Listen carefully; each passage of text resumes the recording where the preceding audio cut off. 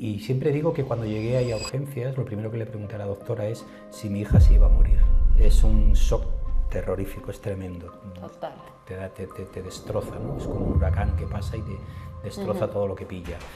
De repente vi un montón de niños corriendo por los pasillos. Yo lo que vi ahí es que mi hija iba a tener una vida completamente normal y iba a ser feliz. Es que la enfermedad, yo siempre digo, en el momento que tú sales de la consulta, sales por el pasillo y llevas y son 24 horas al día, y son las navidades, son las vacaciones, son los colegios de los niños, es tu trabajo, y vas con esa mochila todo el rato. El diagnóstico de una enfermedad siempre va unido a miedo y a soledad.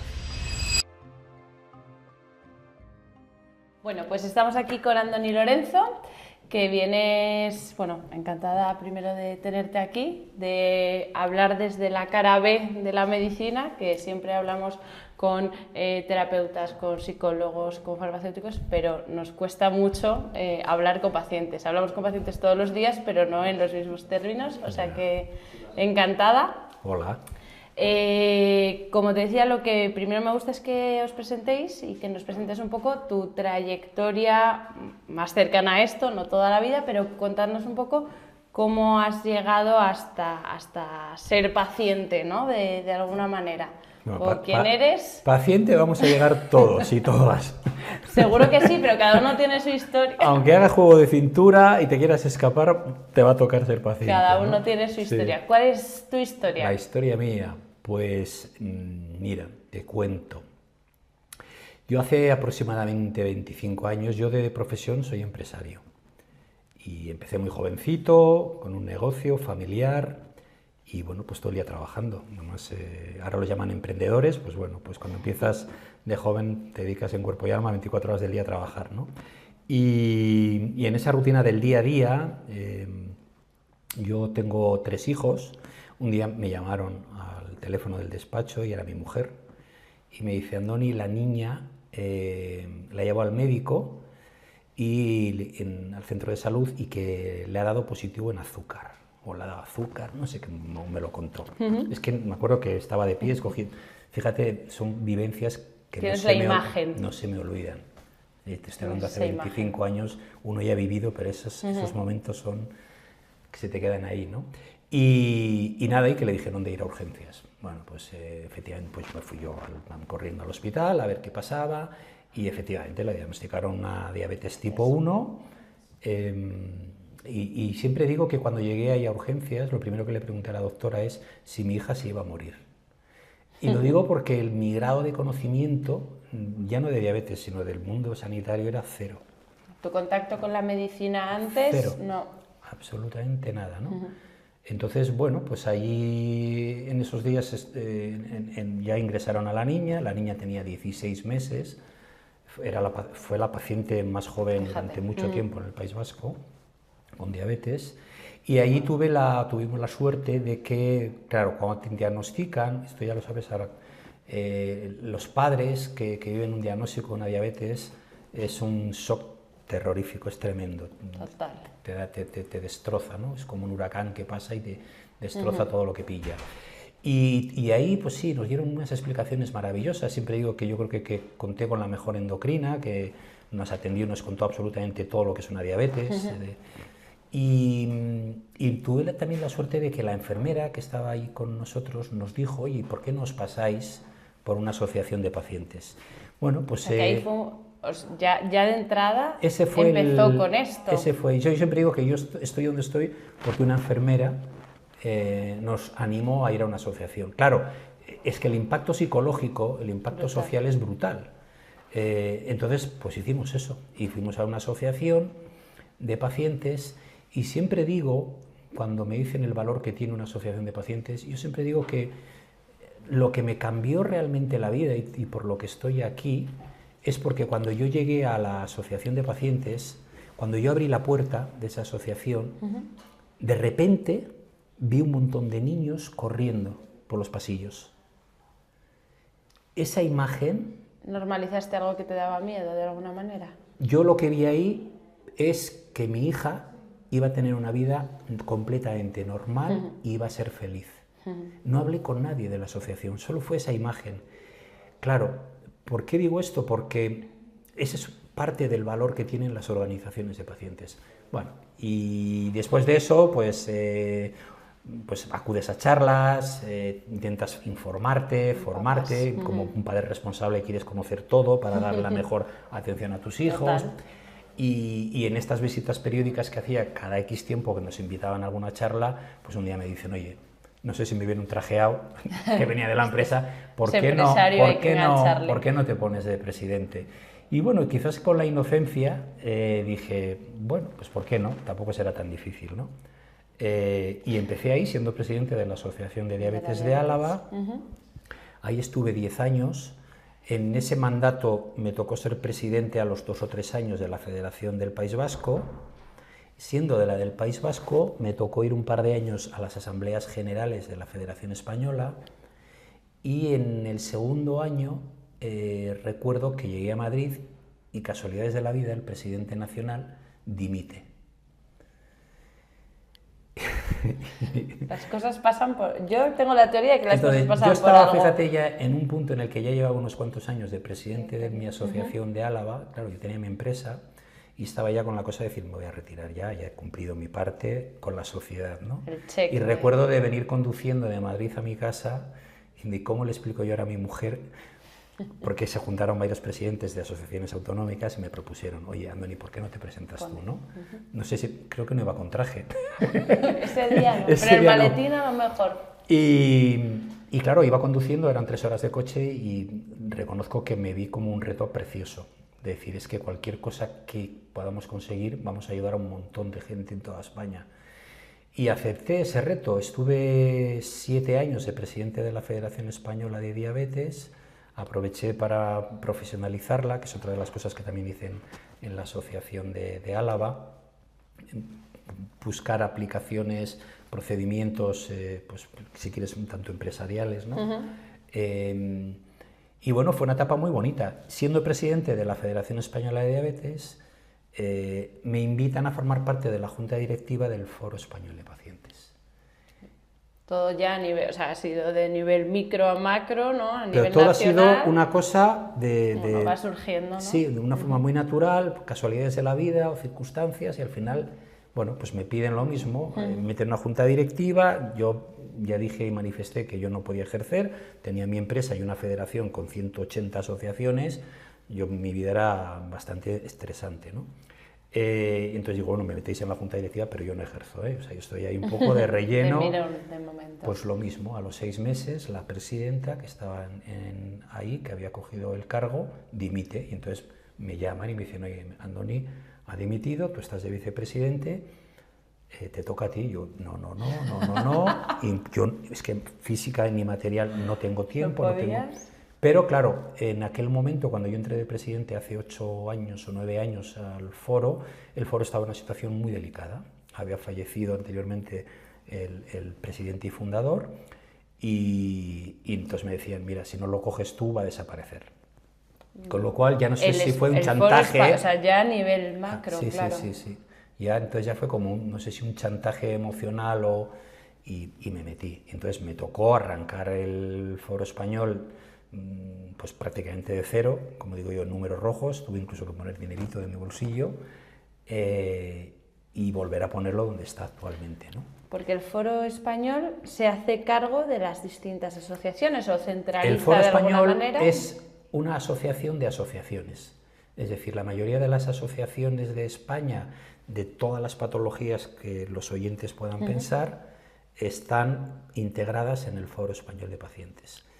La función del Foro Español de Pacientes es trabajar por, evidentemente, la mejor calidad de vida para todos los pacientes, trabajar en el tema de participación como interlocutor con las administraciones, con el ministerio, con las consejerías y luego en todas aquellas temáticas de tipo transversal.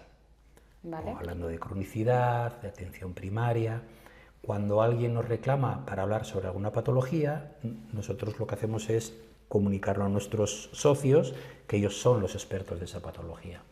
Entonces, de alguna forma, somos ese interlocutor generalista de todas las organizaciones, ¿no?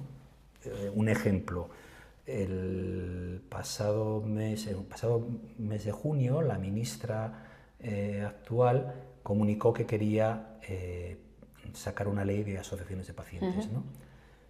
O cuando nombran a la propia ministra, bueno, pues las primeras personalidades que acuden, una de ellas sois vosotros. El presidente de la OMC, vamos nosotros como presidente de los pacientes y tal, ¿no? Entonces hacemos un poco esa unión de aquellos aspectos comunes de todas las organizaciones de pacientes, ¿no?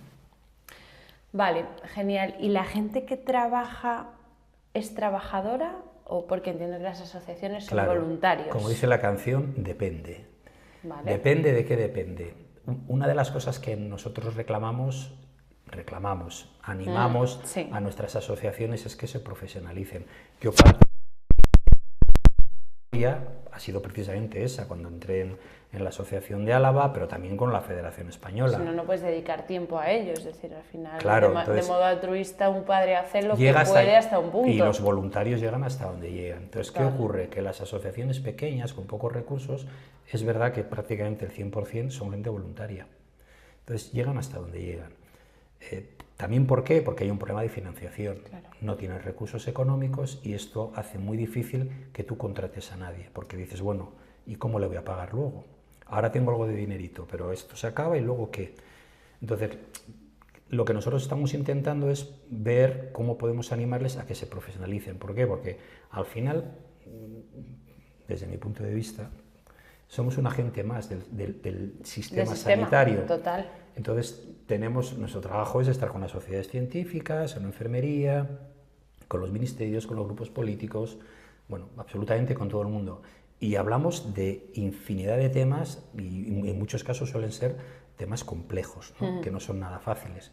Entonces al final tú necesitas una responsable de comunicación, necesitas personal administrativo, necesitas un gerente o una gerente, o sea, necesitas y una estructura, ¿no?, empresarial de algún modo. Aunque sea mínima, pero... Sí. Y luego aquellos puntos donde no acabas de cubrir, pues tiras de esa parte del voluntariado, ¿no? ¿La financiación de estas cosas de quién depende? Esa también es otra canción. Es decir, volvemos a la misma canción. Cada asociación, claro, es una asociación, no una sociedad. Mira, yo te digo, ¿no? Sí, yo te digo la recomendación nuestra. Recomendación nuestra, que no sé si es idílica, es el 30-30. Decimos, lo importante, si pudieras, yo lo que te recomiendo es que un 30% sea de recursos propios, de lo que tú generes y de tus asociados que pagan su cuota. Otro 30% que venga de la industria y el otro 30% que venga de financiación pública. Vale. Claro, ¿la realidad cuál es? Socios, pocos. De hecho, creo que es el 3% de todos los pacientes que hay en España son los que se asocian. O sea, tenemos una margen de mejora del 97%, ¿no? Entonces, ahí hay pocos recursos. De la industria, pues si tienes algún proyecto, pues igual consigues algo de financiación. Y luego de la parte de financiación pública, pues es muy complicado, porque si no tienes una discapacidad es muy difícil llegar a esa financiación pública. Y al final no te acaba... ¿Cuál es la realidad del mundo de las asociaciones? Pues que es un movimiento pues muy vulnerable, frágil y con muy pocos recursos. Como los propios pacientes. Bueno, también, sí. Has dicho una cosa muy chula y retomo antes, para mí genera gran impacto y ya es algo personal, ¿no? El impacto que tiene la enfermedad, no solo en el paciente, sino en su entorno, y creo que cuando nos olvidamos del entorno de un paciente, nos olvidamos del paciente. Y has dicho, cuando a mi hija le dan un diagnóstico, para mí es un huracán.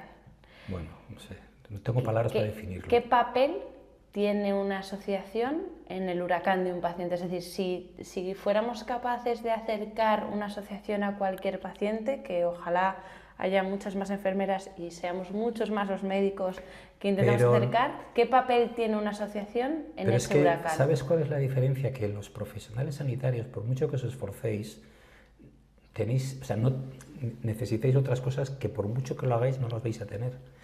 ¿Y cuál es? La parte de la empatía emocional, del encontrarte con uno que es como tú.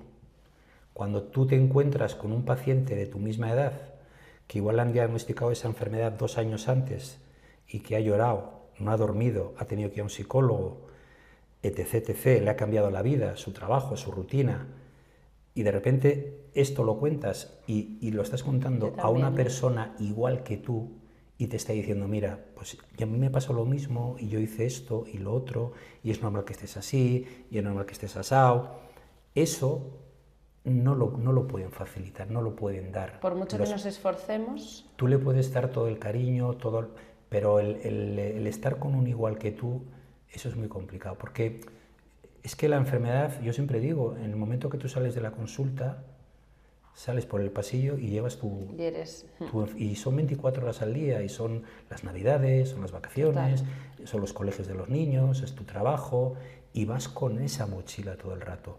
Esa vivencia, esas dificultades o esas oportunidades, eso no te lo da un profesional. Hombre, no sé, a no ser que tenga la patología, que esté muy relacionado, sí, no, pero en términos generales, por eso yo siempre hay una frase que digo, sobre todo en congresos de médicos y enfermeras, es, por favor, recetar asociaciones de pacientes. Digo, aunque solo sea desde un punto de vista egoísta. ¿Por qué? Porque cuando hay un concepto que es la relación médico-paciente, que es muy importante. O sea, si tú quieres tener un paciente implicado, que entienda, que te pregunte, necesitas que de alguna forma se implique, ¿no? Y muchas veces lo que hacemos es lo que nos dice el médico, sí señor, y te vas. Cuando un paciente ha pasado por una asociación de pacientes, entiende la patología de otra forma. Y cuando llega a la consulta del médico, está más relajado, más tranquilo, empieza a entender un poco el concepto y la situación que le ha tocado, la que le va a tocar vivir, y empieza a hacer preguntas. Empieza a entender, y esa comunicación le facilita muchísimo el trabajo al profesional. Quizás nos equivocamos entonces, no es una equivocación porque hay muchas patas, ¿no? Pero cuando hablamos de paciente experto y creemos que el médico es capaz de hacer experto a un paciente, es decir... El médico puede ser un experto en la patología, en el diagnóstico, en el tratamiento, pero la parte social nunca va a poder ser. O sea, al final, yo cuando te digo que a mí lo que me cambió la vida fue ver a unos niños corriendo por un pasillo y yo no hablé con nadie. O sea, eso no me lo puede dar ningún médico. Y he dicho, posiblemente me atendió la mejor endocrina de toda España. Sí, y igual te dijo que tu hija podría ser una niña normal, ¿no? Ese boom, esa vitamina que de repente te levanta y te dices, ¡buah, ahora sí, ahora lo veo! Ahora sí que, a pesar de todo lo que me ha dicho la enfermera, que no te preocupes, a pesar de todo lo que me ha dicho mi endocrina, el hecho de ver a una niña como mi hija corriendo por un pasillo es que efectivamente mi hija va a tener una vida completamente normal. Y eso te da la fuerza, el ánimo, la ilusión, las ganas de continuar. De cuando llegas luego a la consulta, ahí sí que le empieza a preguntar, empieza a entender la diabetes o cualquier otra patología. Le empieza a preguntar cosas que igual antes no me atrevía, porque no hay que olvidar una cosa, y es que los pacientes estamos en una situación, cuando ya nos diagnostican la enfermedad, vulnerable. Yo hay un ejemplo que siempre pongo en mis charlas, porque me parece que es muy importante, y es la de pongo una foto. Y precisamente pongo una foto de un señor con traje y adivina quién es. Que soy yo. Entonces digo, mirad, ¿conocéis a este señor? Digo, lleva 25 años en el mundo de las organizaciones de pacientes. Habla en público, está formado, empresario, dicen que es paciente experto, bueno, un hombre seguro, infinidad de temáticas. Digo, os voy a poner otra foto de otro señor. Y pongo otra foto, casualmente también soy yo. Pero con una bata de quirófano, con un gorro, y a la gente digo, ¿es el mismo? Y digo, no es, ese señor es una persona vulnerable, que tiene miedo, está asustado. Que a veces cuando la primera vez que presenté esas fotos dije, ¿por qué he hecho yo esa foto? Pero qué imbécil, ¿qué hago yo haciendo fotos? Bueno, pues esa foto la hice porque se la mandé a mi mujer. Estoy bien, ¿no? Un poco no lo sé, yo no sé, es que tampoco lo pensé, luego es cuando lo he pensado. ¿Por qué hice esa foto? Bueno, pues le mandé esa foto y digo, bueno, voy para quirófano, Aquí estoy. Pues porque hay miedo. Y yo al final, después de 25 años, lo que he descubierto, después de estar con muchas asociaciones, con muchos pacientes, hay una frase que yo digo es, el diagnóstico de una enfermedad siempre va unido a miedo y a soledad. Y no hace falta tener un cáncer en estadio 4. Total. A veces, con que te salga una manchita, ya empieza el miedo. Y la soledad, que es peor todavía. Y la soledad, porque ¿sabes qué ocurre? Que en esta sociedad tan avanzada no nos han educado en dos conceptos, la muerte y en la enfermedad. Todos sabemos lo que hay que hacer cuando tienes a un familiar que le han diagnosticado una... El primer contacto es fácil. Venga, que tú eres fuerte, que tú puedes, Total. que hay unos medicamentos... Pero después... Pero ¿no? después, ¿le llamo o no le llamo? Marchas ¿Quedo o no total, quedo? total. Y luego hay otra parte, entonces ahí se empieza a producir una cierta soledad porque la sociedad muchas veces no sabe comunicarse con el paciente. Pero hay la parte del paciente que a veces no Que no quiere se atreve tampoco. tampoco, No ¿no? quiere, porque voy a quedar con Pepita y me va a dar la matraca de mi cáncer o de mi lo que sea y no me apetece hablar de esto. Y entonces no queda. Y al final, en mayor o menor medida, uno, después de ver a mucha gente, te das cuenta de esto. Es decir, oye, unos tienen más miedo, otros tienen... Esto de que soy hipocondríaco. Tú eres hipocondríaco en el momento que te diagnostican, ¿no? O sea, Total. Bueno, y que también parte de eso, ¿no? Ese es el miedo que tú dices. Es decir, al final, tendemos a que es fragilidad, y como es fragilidad la vivo yo solo porque me da miedo compartirla. Claro. Eso me aísla más del resto, ¿no? Claro. Y luego también, de algún modo, tiene una implicación para mí. Cualquier diagnóstico tiene un cambio de estructura mental y personal, claro. Es decir, es una brecha en tu vida, de una manera, aunque sea cualquier tipo de enfermedad. Cualquier tipo de enfermedad. Porque, como digo yo, te sale una manchita y tú estás pensando ya que tienes ahí y un melanoma y al final es una bobada, ¿no? Y si que le luego... das juego, se convierte, ¿no? en... Pero hay otro concepto que va añadido ya al propio paciente, es el impacto que tiene la familia. Porque esto, no nos olvidemos, que no afecta solo a la persona, o sea, afecta a tu pareja, afecta a tus hijos, afecta a tus padres. Al final, ese cambio de vida que puede suponer el abordar la enfermedad afecta a toda y tiene un impacto grande psicológico. Entonces, bueno, y por eso al final, en mi experiencia y después de estar con tantas asociaciones, me parece tan positivo el ir a una asociación de pacientes. Aunque sea egoísta, que vean, que hablen, una charlita, un tal, es que ayuda muchísimo. A veces, voy a ser un poco conflictiva. Venga, dale. A veces no es violenta. Es decir, hay veces que el paciente sepa, ¿no? Nos hace, como decía yo, la broma, el paciente experto. Es decir, a mí me gusta que mi paciente crónico venga con la tensión tomada, me diga, no doctora, la furosemida la he subido porque se me habían hinchado las piernas, se había cogido 1 kilo, eso me gusta. Pero cuando el paciente experto es una persona joven, con mucha capacidad, cada vez con más información, que a veces da desinformación, me puede llegar a asustar. Que un paciente cuestione, que uy, habla con esta y ha dicho no sé qué. Y existe el perfil de paciente que sabe, ¿no? Que puede saber demasiado o que pide demasiado, y a lo mejor a mí, no a mí en concreto, pero me puede violentar. Vale, entonces, yo hoy tenía una charla a primera hora de la mañana para hablar de la inteligencia artificial. Como te he dicho antes, nos salen temas de lo más variados y a veces complejos, ¿no?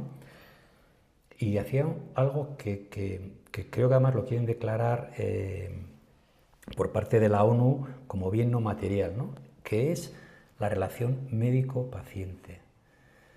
Con tanta tecnología es algo que nosotros, las organizaciones de pacientes, las sociedades científicas, médicas, estamos defendiendo a capa y espada. Hay que defender. Y dices, bueno, ¿y qué es la relación médico-paciente? ¿Cómo se definiría la relación médico-paciente? Con una palabra. Una palabra, pero que es muy difícil. A ver. Confianza. Es que lo que hay que tratar es que haya esa confianza bidireccional. Y en el momento que tú consigues esa confianza, que no es fácil, las preguntas, la conversación cambia completamente. La implicación. Total. Claro, yo estoy hablando de lo perfecto. Esto en el día a día no es fácil porque nosotros sabemos que los profesionales sanitarios, la presión asistencial que tienen es brutal. Cada uno tiene sus cargas, o sea, ¿no? Y a lo mejor los no tiempos, es mi día bueno. Los tiempos que tienen los profesionales son, vamos, el número de pacientes por consulta es brutal. Pero de alguna forma tenemos que reivindicar esto.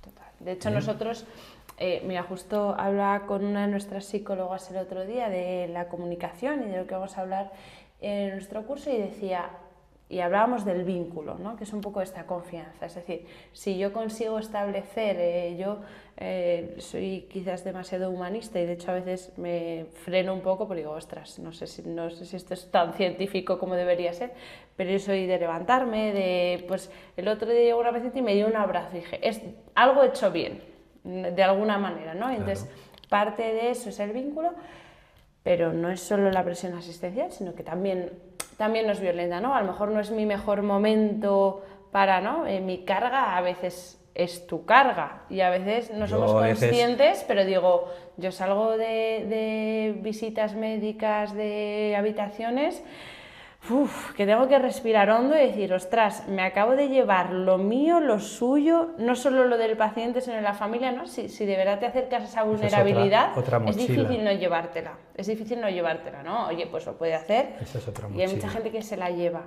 Pero eso que hablabas de la carga social, la carga familiar, hay muchas veces que te la llevas, ¿no? De algún modo y dices, ojalá. Y creo que también ayuda al paciente a sentir, ¿no? a pasar esa barrera de la soledad, ¿no?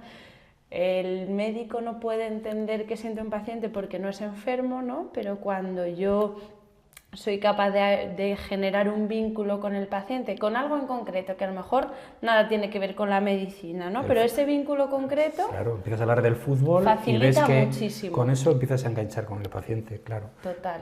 No, y a veces incluso he estado escuchando a profesionales en tertulias y les miraba y yo decía, wow.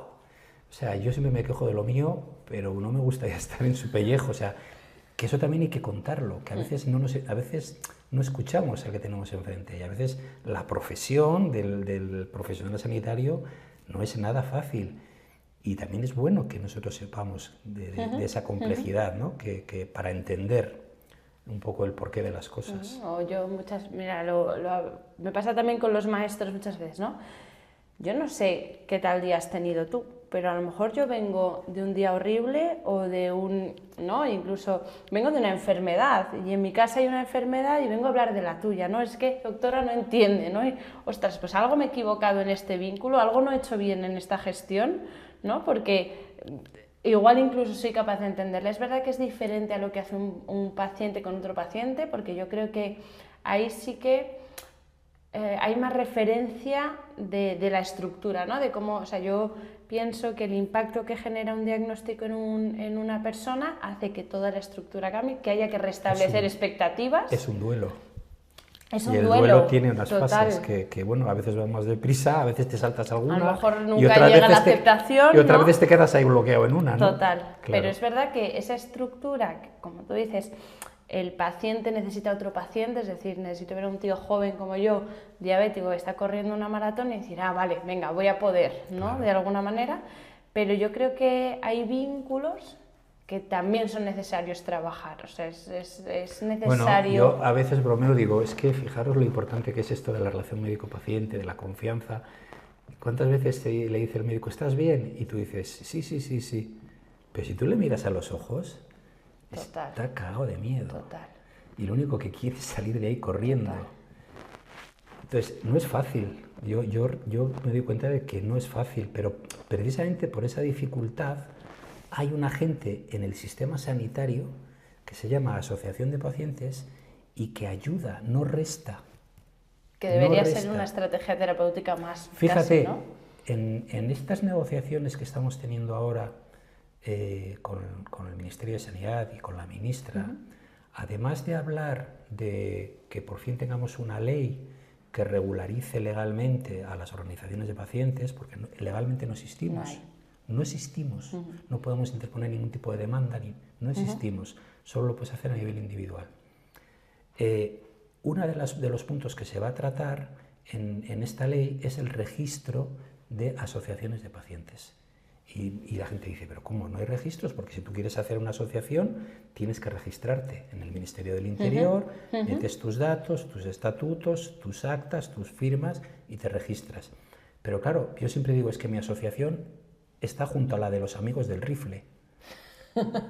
Claro, ahí Total. están todas las asociaciones. Entonces, Total. con el Ministerio lo que estamos intentando ahora es que haya un registro específico de asociaciones. Y es lo que quiere hacer el Ministerio. ¿Pero para qué?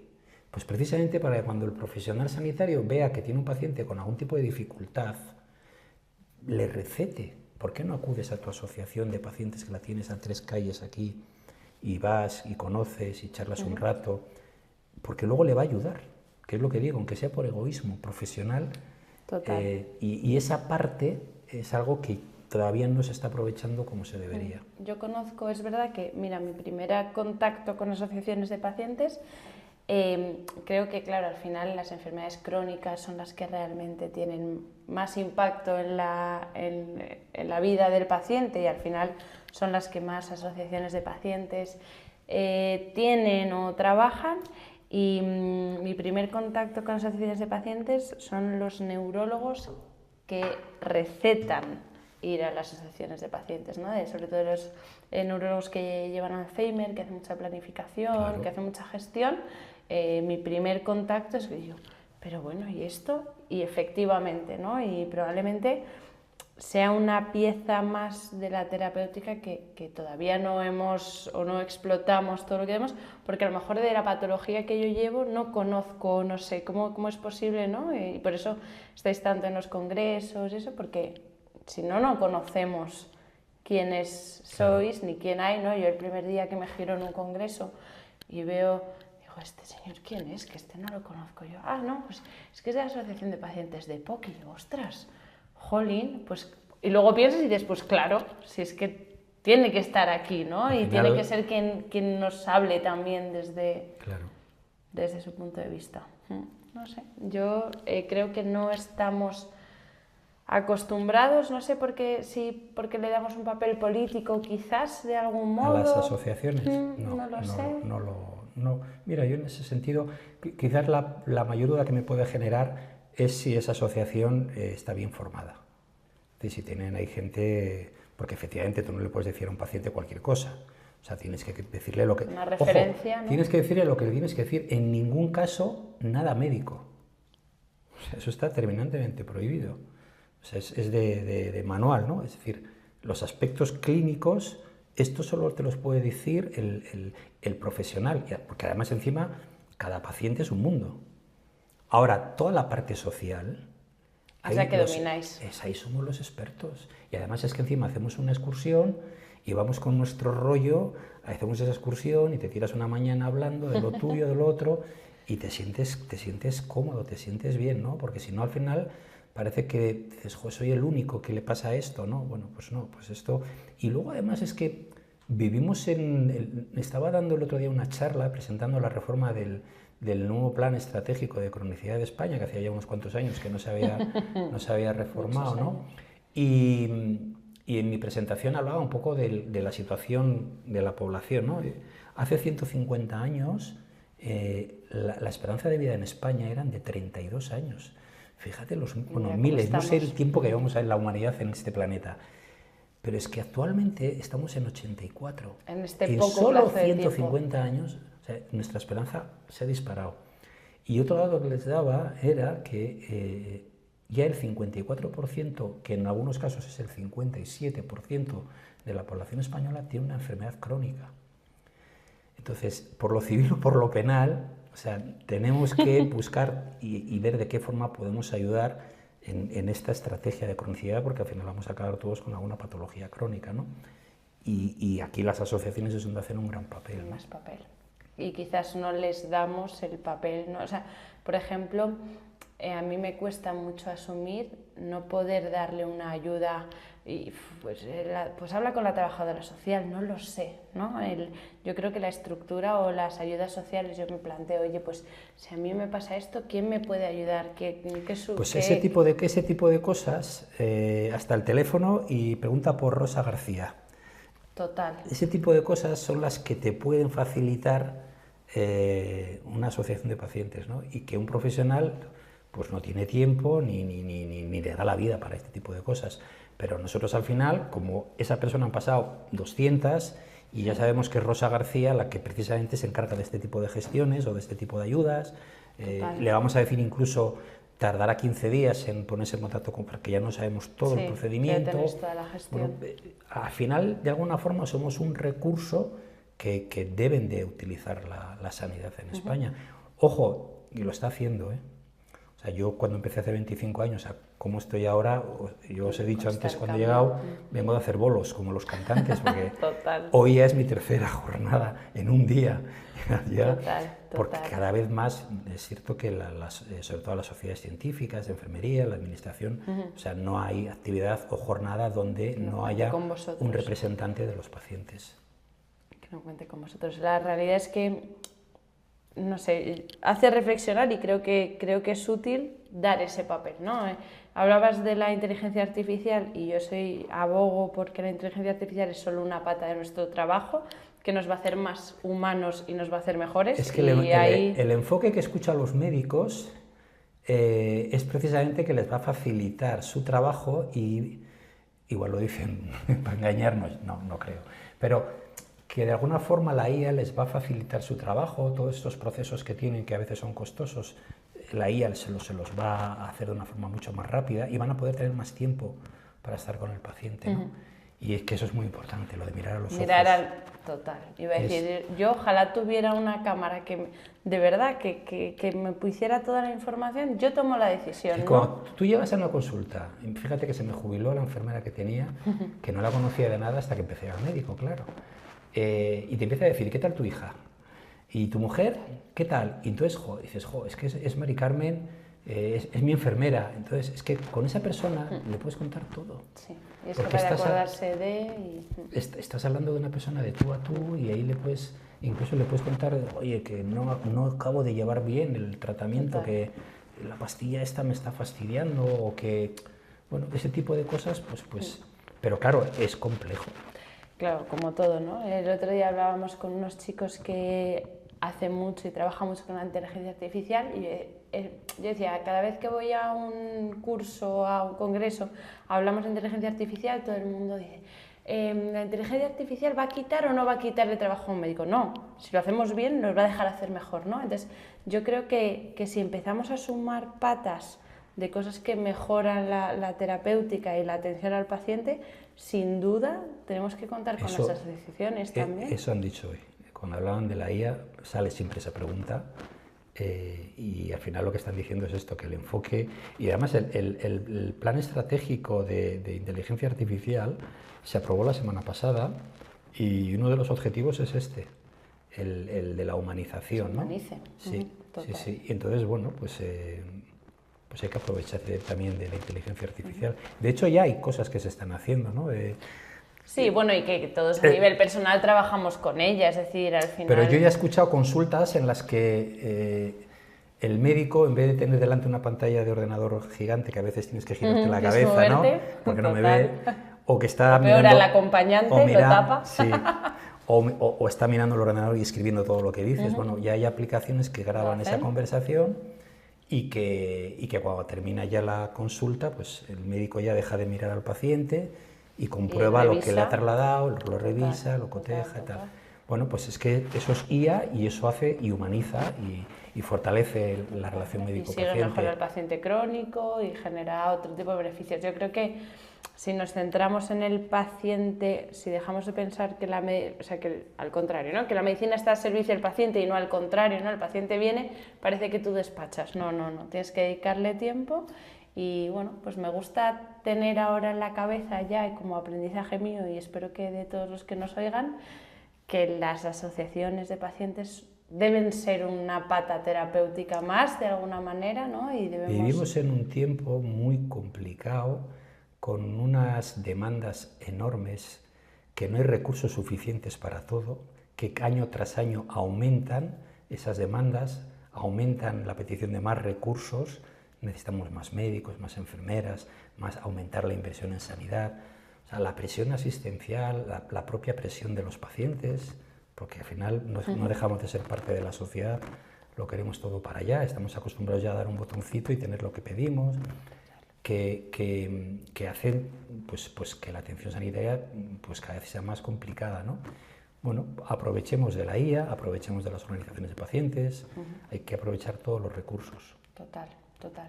Jo, pues muchas gracias. Pues nada, Yo creo que hemos muchas tocado veces. muchos palos, pero ojalá nos quedemos con esos mensajes, ¿no? Que yo creo que a mí, desde luego, yo voy a empezar ya a recetar, revisar, ¿no? Recetar a asociaciones. pedir contactos y empezar a recetar asociaciones. Creo que generaría un gran impacto, que nos ayudaría a completar, ¿no? Esa parte, dices, demandas, ayudas. Yo creo que el paciente viene con mucha incertidumbre, que el médico no es capaz de resolver, porque la incertidumbre no depende del fármaco, no depende de la estrategia terapéutica o el abordaje diagnóstico, depende de todo lo que genera, ¿no? Y a en su vida veces, y en su y a entorno. veces no nos olvidemos de los cuidadores, que muchas veces es tu pareja o la madre o el padre, para que ese tipo de explicación, consejo y demás vaya también enfocado al cuidador, ¿no?